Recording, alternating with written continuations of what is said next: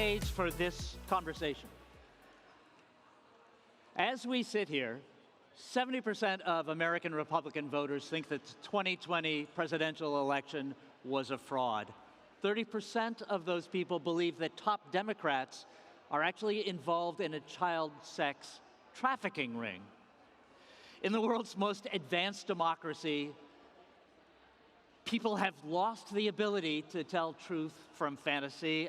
Our information environment is rapidly approaching the tipping point that authoritarian propagandists will have longed to create, which is where the majority of people believe that everything is possible and nothing is true. Luckily for democracy, some motivated, brilliant people are pushing back by, among other things, analyzing the spreaders of hatred and propaganda, anticipating where they're likely to strike next, and identifying the disinformation before it can do any harm.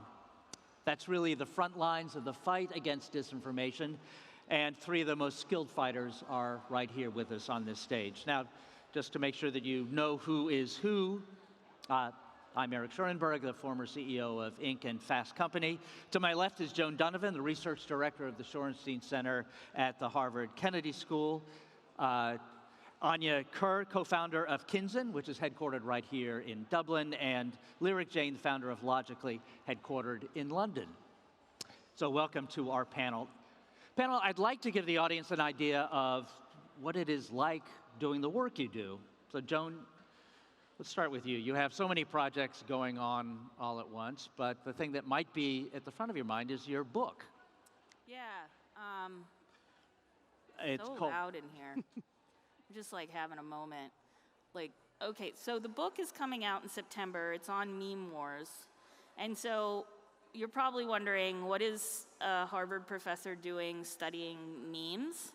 And why would that matter? But one of the things that I find most intriguing about the changing nature of politics and tech is how universal memes have come to stand in for political communication. They can actually say a lot more than, a 1,500-word blog in some instances. They can signal who's inside a group and who's outside a group. They can shame people. And most importantly, memes can mobilize.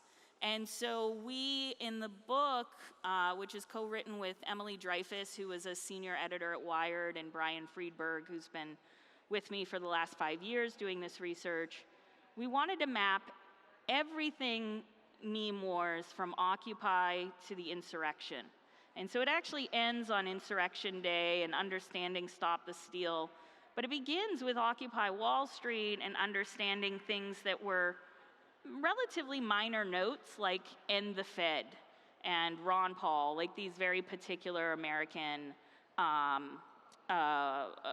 libertarian politics that really seem to burst into the scene because of their use of technology.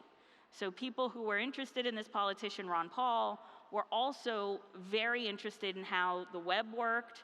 They were avid posters on anonymous message boards. They thought about memes. They thought about political message crafting online. Then things take a turn for the worse, incredibly dark.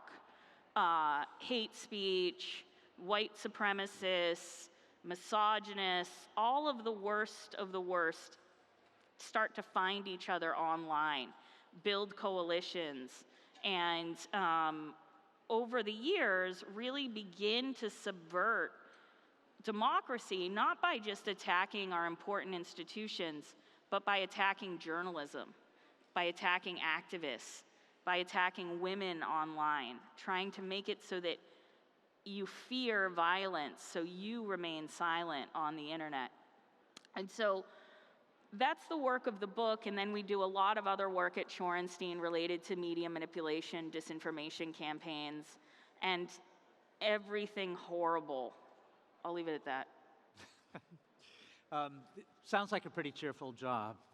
Hey, I'm up for a good time. I saw The Killers last night. Can't stop this train. The book is called Meme Wars, and I'm looking forward to its publication this fall. Anya, let's talk about Kinzen. Can you give us an example of some of the work you've done, a case study perhaps of where Kinzen intervened and stopped a campaign? Yeah, maybe just to set the scene a little bit. Kinzen, a technology company headquartered here in Dublin, very much founded around a mission of how we play our part to basically protect online conversations from really risk and disorder. So think misinformation, disinformation, hate speech, the stuff that can do real world harm in the world without. So we're working with technology platforms, some of the biggest platforms in the world, to really empower the teams inside those platforms. So think of your trust and safety teams, think of your content moderators, who need to get ahead of all of these problematic narratives, who need to understand how are these policies, how do they need to evolve, and who ultimately need to be empowered to make decisions. Now, sometimes that's going to be, they'll have to look at a proportionate range of measures, from removing a piece of content to deciding, actually, we're just going to downrank that in our algorithms. We're empowering those teams to get ahead of those problems. And we do that using this combination of ultimately proprietary machine learning, this knowledge graph, these machine learning classifiers, but it has to be matched with human judgment. And I think there's a broadening recognition in this moment that inside the platforms, they have tried, a human-led only approach, which is maybe fact checkers. And there's been merit in that, but it's not scalable. They've also tried automation only, but that's not going to work either, because language is so nuanced, it's so complex. This is evolving hour to hour as we sit here today, given multiple elections around the world, given a moment of a pandemic, COVID misinformation, vaccine misinformation, online misogyny, on and on it goes, the worst parts of the internet that Joan is talking about. So you need this blend of what we call human in the loop, okay, where you're matching editorial human judgment with the machine, and the two things are working in collaboration and cooperation with each other. So in our case, we've just been working through Philippines elections, French elections. You look to the Brazilian elections right now, to an example of a case study, since you mentioned the United States there in the opening. You can see how the United States playbook is currently being executed on in Brazil ahead of October 2022 elections. President Bolsonaro is up for re-election. And you're just seeing the same trend lines. We're talking about allegations of voting manipulation, ballot boxes. We're hearing claims of these delusional plans that the president is going to be killed. We're hearing about the need for the military to come on the streets. We're hearing speculation of there will be riots on the street similar to US Capitol. So there's a playbook there now that is about fear and intimidation and trying to spew confusion amid this massive democratic moment in Brazil that is going to determine the future of democracy there. And you look to places like Kenya, you look to India. The playbooks are similar, the language is different. Because you take a playbook like that to India, well, you've got 20-odd different languages in the constitution and thousands of dialects. And the same in Kenya, different playbooks. So how do you, given the scale of this, where you are operating in a world now of like 2 million podcasts, thousands of videos, texts every hour, every minute, how do you actually rise to meet the moment of scale? And so it's often the inflection point is around elections, but there's also just continuous narratives. Like today, our team around the world, we're working in 15 languages. We'll soon be in 25 languages. And our team on the ground today are looking at the memes. They're looking at the hashtags. They're looking at the narratives in all of these languages, but trying to understand the nuances, the context, trying to understand the interpretation of it. Because you have to understand the dog whistles. What does, a commissioner of peace mean in Arabic that we would have a different context here? What does foreign agent mean in Russia today? Well, that's an attack on a Ukrainian or somebody who has come from the West to help with an intervention. Foreign agent in a comment or in a podcast may seem innocuous, but when you look at it with human judgment in its broader context, you realize, oh no, this is trying to spew misinformation, confusion. And so that is where Kinzen comes together with that blend of you need human and you need machine, and it is human in the loop. Very good. All right. Thanks. And by the way, congratulations to Kinzen on landing a contract with Spotify, talking about platforms that need content moderation.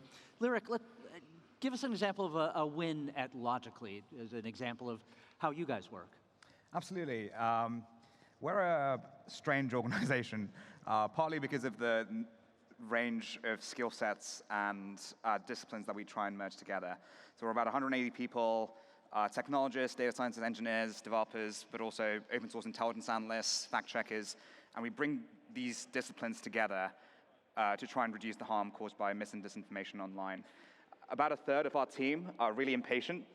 They want to do something here and now using the best of the state of the art that we've built that exists out there in the world, and we put it in the hands of various public sector partners, as well as platforms. So that's what a third of the team does, and I'll highlight a couple of case studies. But what 2/3 of the team does is effectively be the worst critics of that third of the team, to try and figure out, okay, what's working well now, what's not working so well right now, and how do we push the state of the art forward? Not just from a technological sense, but a process sense, a business model sense, a way in which we can get organizations to collaborate sense. So that's us in a nutshell. The kind of work that we take on at that intersection of platforms and public sector partners is usually when mis and disinformation are posing heightened risk to public health, public safety, elections, and national security. Those four kind of segments are kind of our bread and butter use cases. I'll maybe start by backtracking a little in terms of some of the impact that we started seeing of our work initially. It started out in the election context, and initially it was the Indian elections. It was a state election in India with around 180 million people, state of Maharashtra. We partnered with the Election Commission of India to identify these things called the Model Code of Conduct violations. So not to do with political misinformation or disinformation, but to do with disinformation about process, about, hey, voter fraud exists, or about rumors such as, hey, your polling booth has been moved from this location to this election, or to this location, or your election's been canceled altogether. And you'd be surprised how common these instances were. Kind of the election before we worked with them, that was at a national level. They identified 900 such cases. And that seems like a big number. But when we worked with them in a state alone, we identified 30,000 such instances of outright disinformation campaigns. But that's still quite frustrating because we just identified them. We couldn't really do much about them. And our work since has really been focused on how do we pair this detection that needs to be scalable, that needs to be consistent, that needs to be efficient, that needs to be explainable, that needs to be fair, with efficient and proportionate countermeasures. And that's the work we can probably highlight with the work that we've done around COVID, particularly the vaccine rollout. Dozens of instances of attacks at vaccine centers have been prevented thanks to pairing together that intelligence with options that various law enforcement agencies, public health agencies have at their disposal, such as simply dispersing a physical law enforcement presence when an attack is likely or an attack is probable. Completely diminishes the chances of that attack, or completely diminishes the chances of something horrible happening. So probably at the peak of the vaccine rollout in the UK, we prevented 2 of those incidents every week. So those are the kinds of things that we get involved in across public health, public safety, elections, and national security. Okay, all right, well, good. So the message that I'm hearing here is that the threat is multifaceted, comes from many different directions in volumes that are impossible for human beings to measure. And there's one other level of difficulty that we have talked about in our prep session, is that it is constantly evolving, that adversaries do not stay static and let you catch up with them and find out the best ways to mitigate them, but in fact, they're constantly evolving. Can you talk a little bit about how the nature of disinformation has changed, say, since 2016, and where the front lines of the battle are now? Joan, you want to take that? Yeah, so interestingly, in the US context, in 2016, and even before that, you had a lot more emphasis on anonymity, you had a lot more emphasis on hoaxing, and the use of botnets in order to manipulate algorithms. So if you wanted to land a story on trends in Twitter, you would put out some tweets, you'd use some imposter accounts to retweet, and then you might use a botnet to just really click and retweet and share, or and like these posts. And that was of an era where many people were willing to trust anonymous accounts online. This was on the tail end of Anonymous, the hacker collective, putting information, public interest information into the public domain. Lots of activists were anonymous for good reason. But as you see the threat evolve, especially around civic integrity in the US, you see main stage Republican actors and fairly mainstream right-wing journalists spreading misinformation, some of them coordinating disinformation campaigns in order to cause chaos. Steve Bannon has been known to say that his method of attack is to, quote unquote, flood the zone with shit.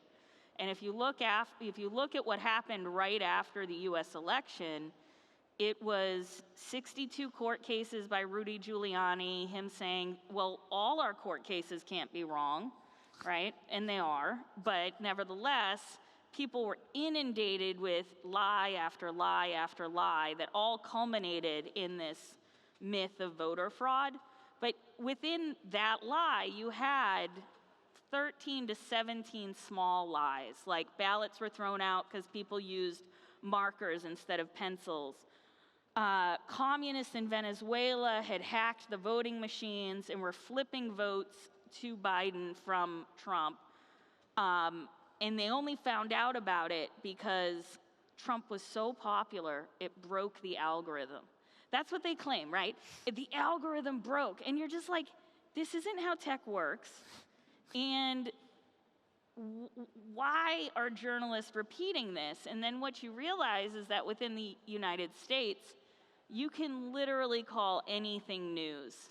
I mean, you know, your cat wakes up in the morning, has a sip of water, breaking news.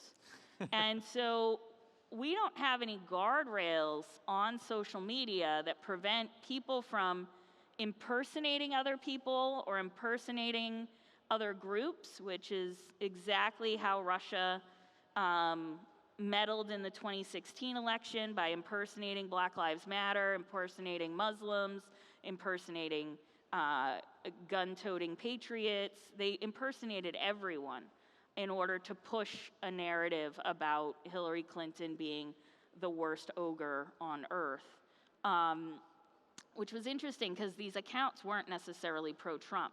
But in 2020, you have all these mainstream actors doing all of the same shenanigans using their real names. And that's where you see these massive deplatformings happen after the Capitol riots on January 6th. And there is an unprecedented memory hole that has been lost to internet history as a result of these platforms deciding that they're going to take this content down, which on the one hand is a good thing.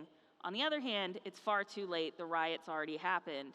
And then as researchers or companies that are trying to make sense of how these bad actors coordinate, we're left really trying to cobble things together in a very unscientific and almost scavenger-like way. One thing that strikes me about this entire discussion and the whole field, the whole battle space, if you will, is that it's so dependent on the platforms behaving honorably. The work, the research that you do, Joan, the work that you do at Kinsen and Logically, basically requires the platforms to implement the knowledge that you provide them.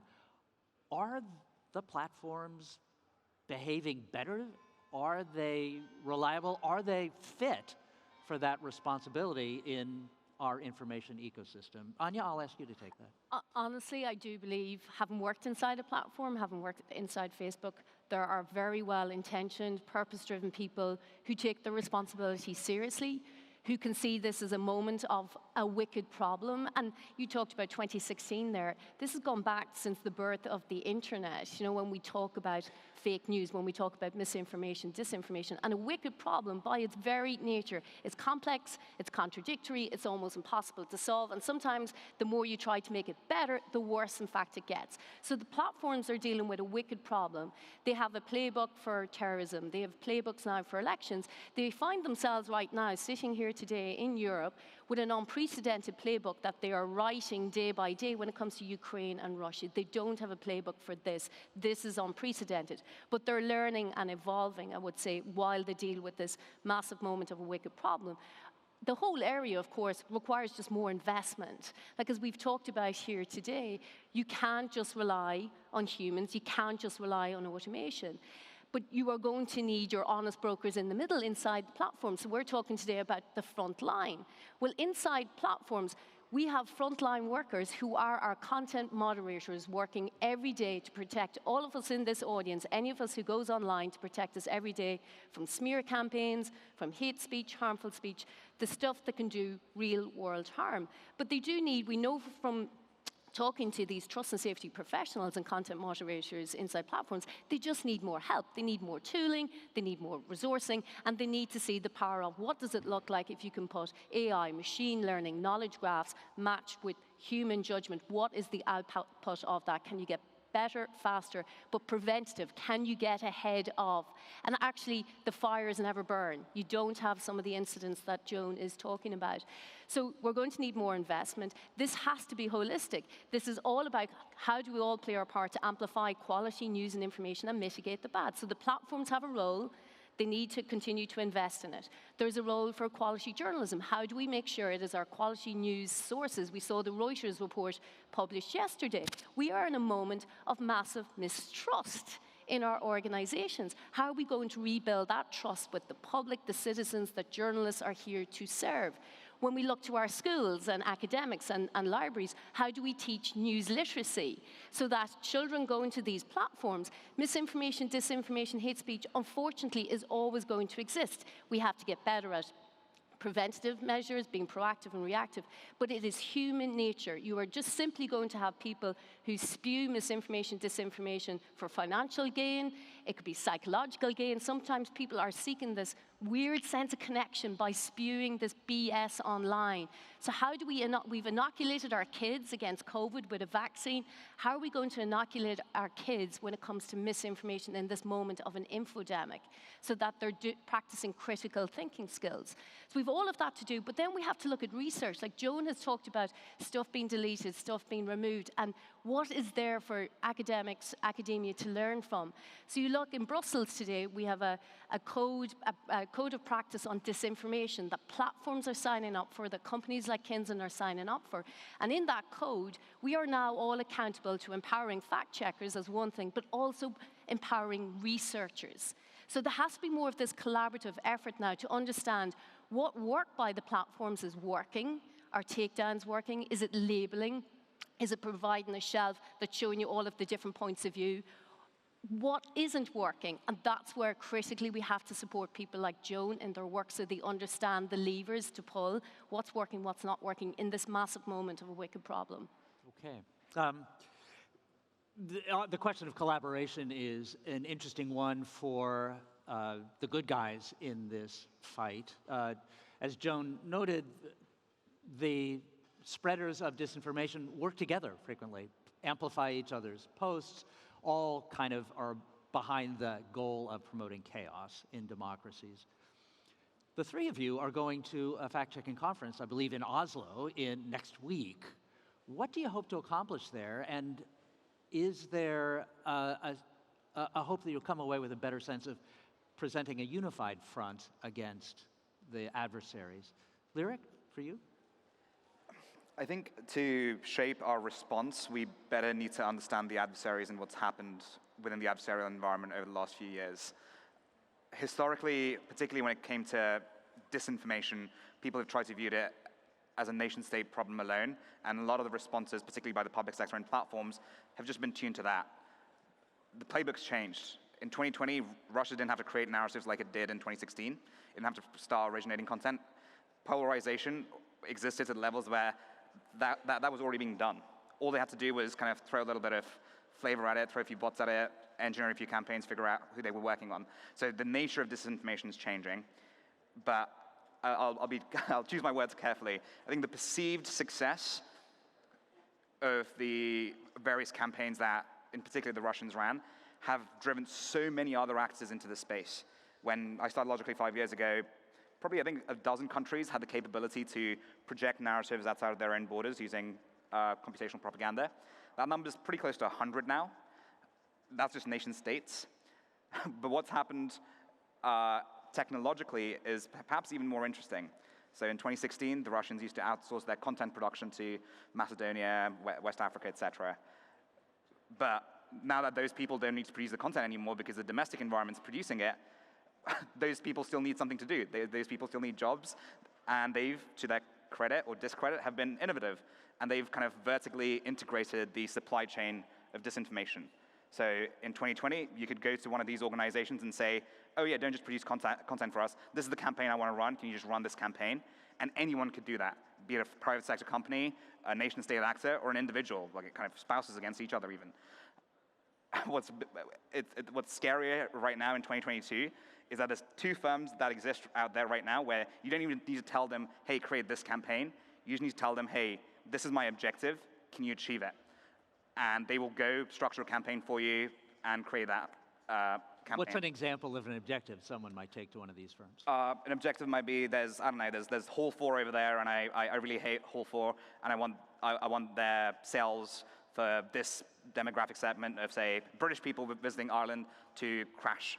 And that's the objective I want. It might be as narrow as that, or my objective might be, hey, I am a nation state and I want to sow discord between these two countries.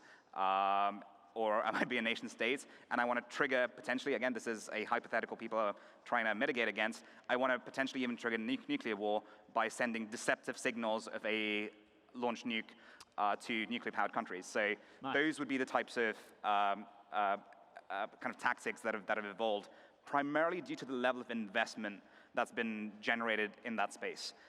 So back 5 years ago, order of magnitude, we were in the hundreds of millions. 2020, we were order of magnitude billions annually. Now we're in the tens of billions being spent by folks that are putting out these disinformation narratives. Again, not just on a nation state level, but in the private sector, political parties, and whatever even the biggest platform in the world tries, say Facebook, they're spending billions to try and tackle this problem, or like 1 or 2 billion to solve this problem on their platform alone. It probably would take half of their net profit for the whole year for them to spend 10 billion, and it's just not going to happen. So we need to, certainly platforms can be doing more than they are right now, and I think we can, they've almost gone through this stages of mourning, from denial now through to acceptance in terms of their responsibility. But we really need to support, we need platforms to do more, we need governments to do more, step up with sensible regulations, not just pointed at the platforms, but pointed at these agents of disinformation. And we need collaboration between platforms. Again, I know I'm going on a bit here, but in the 2020 elections, there was this forum that was much heralded ahead of it appearing, saying, yes, platforms are going to share signals with each other around which narratives they're going to go after on which day, particularly in the run-up to the election cycle. They set up, I think a Slack group or a Teams group, and a sum total of 80 messages were exchanged in that group. So there's work to do. Everyone's got to do more. But I think there is we've painted a pretty gloomy picture so far, but I'd still remind people that at least we've started winning some of the battles right now. Overall, the problem's growing, but there've started to be sensible solutions that can be narrowly implemented on a case-by-case basis. There isn't going to be a single silver bullet. There's just going to be various things that work in specific scenarios. All right. Lyric, you brought up the issue of regulation, and I think, I mean, continue to use the military metaphors, I see you all as being on the front lines of this battle space and desperately needing long-range artillery or air cover from government regulations. So specifically, what should governments, regulators do that would be a game changer? What should those of us in the audience vote for and expect out of our representatives? Joan? There have been so many proposals. One in the US that didn't really take off in the way I thought it would was this Honest Ads Act. We have a right to know who's advertising to us and under what conditions.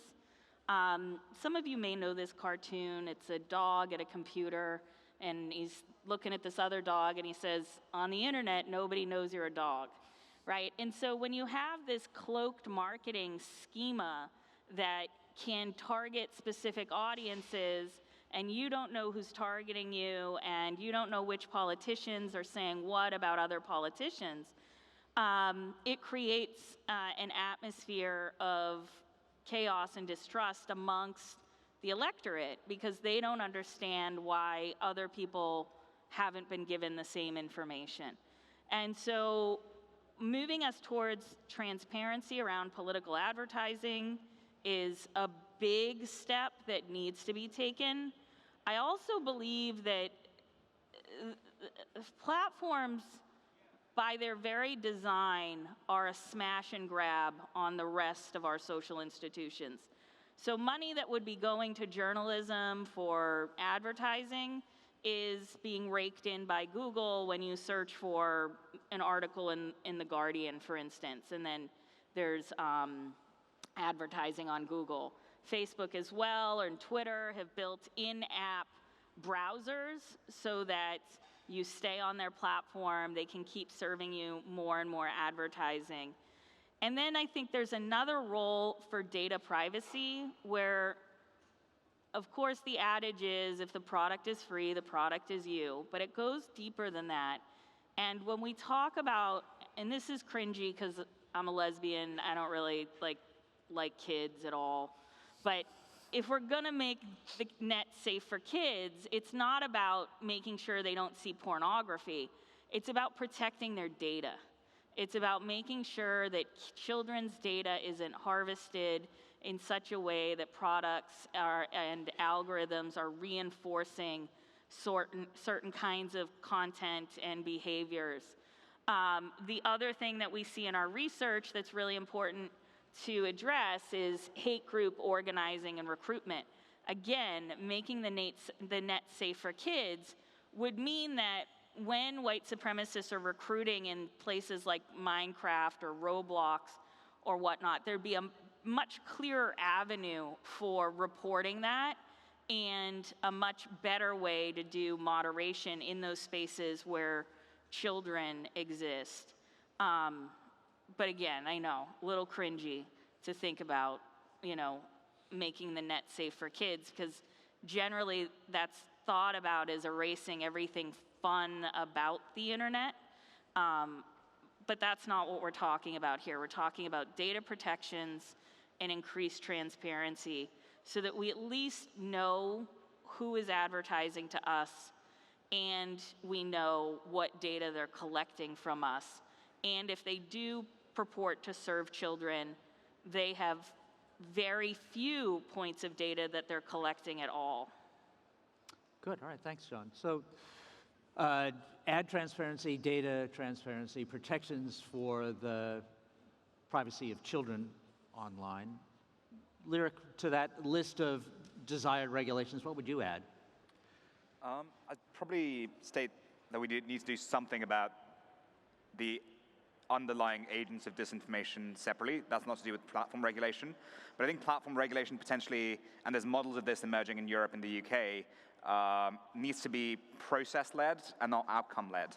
What we mean by that is, hey, don't just find every platform for every single piece of bad content, harmful content you see on them, but audit their processes, figure out how efficient, effective their processes are in holding their policies, in upholding their policies. Because if you regulate them against outcomes, there's a very real danger that every platform just becomes overly sensorial, and that's not really a place that most democracies want to be in. And perhaps the second, really focusing on that auditing component. Why can't we audit platforms? Why can't every regulator in the world, say like an Ofcom in the UK, audit a platform every quarter, every year for how effective their moderation and trust and safety systems are? I think we need to, that's the place that we want to get to, and there's some promise in incoming, or in legislation that's being debated, that's where we'll end up. But we need more engagement from just the general public around this issue, because the regulations around this space are very much being conducted, ironically, in a bit of an echo chamber, where there's a lot of platform voices, there's a lot of media voices, and there's a lot of potentially conflicted government voices, and we need greater kind of participation from the public. Okay, all right. So the ability to audit the content moderation policies of the platforms, which we rely on so much. Basically, the three of you have managed to terrify me and most of the audience about what is going on. But Joan, Yeah. you terrified too? Not that much. I mean, it's the world we live in. It's the air we breathe. It's the technology we use to get organized. I often think about Andrew Breitbart used to say that politics is downstream from culture. But what I really believe is that culture is downstream from infrastructure. And so the real nerdy piece of me thinks a lot about, well, how do we connect all of these bits of infrastructure together, build a global information commons? Most of the technology is already there for us to be able to share books and films and all of the elements of international culture that would be incredibly enriching educationally. We have lowered the cost of communication globally. I know some of you probably remember long-distance phone bills, right? Like, that was no good, right? Paying $400 a month because you fell in love with someone 2 towns away. Give me a break. But I think that there are many positive things that have come about the internet revolution, but the problem has been media consolidation and a few billionaires owning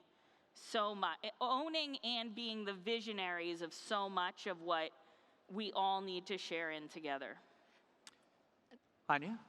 I was just going to say, just to try and land us out in a moment of hope, Maria Teresa, this extraordinary lady in the Philippines, the founder of Rappler, won the Nobel Peace Prize recently. And in her speech, there was a call to action, which is, we are at this sliding door moment. There is a responsibility on people like us sitting on stage to rise to meet the moment and build this frontline defense against disinformation, misinformation. Because this is the stuff, there's different gradients of it, but it is life or death now in places like India. And if we can rise to meet this moment, this is future of democracies at stake. And we are in this moment, as Lyric has talked about, where we can do safety by decree, and it's going to be a patchwork solution like what we're seeing kind of coming out of the UK, where it's piece of content by piece of content, and we're creating bad precedent, and it's confusing, and it's just going to be this patchwork solution. Or we can look at safety by design, which is what we're seeing coming out of Brussels. It's imperfect when we look at the Code of Practice on Disinformation today, you look at the Digital Services Act, but it's a start in the right direction, where we're looking at the systems, the processes, the algorithms underpinning all of this, and see how do we actually do better. So I would just say there's a moment upon us where, with greater collaboration, as we've talked about today, bigger investment in the technology solutions, looking at it holistically, how are we going to equip our children? How do we all play our part? Each of us in the audience today, how do you be the wisdom in the crowd? That moment the uncle or the aunt comes into the WhatsApp group with something that feels a little bit BS, how do you reach out in an empathetic way and get them to actually just ask some good questions and return them to a quality news source? So what we're talking about today in this wicked problem, the sliding door moment, we all have a role to make sure future democracy, that we can all live in a society where we feel informed and smarter, and that we have information we can actually trust to make decisions in the world around us. All right. So democracy is at risk. Culture is downstream from architecture. Safety by design is part of the solution. And for the rest of us, this is an all-hands-on-deck moment. All right. Good things to take away. Please join me in thanking our panel. Thank you.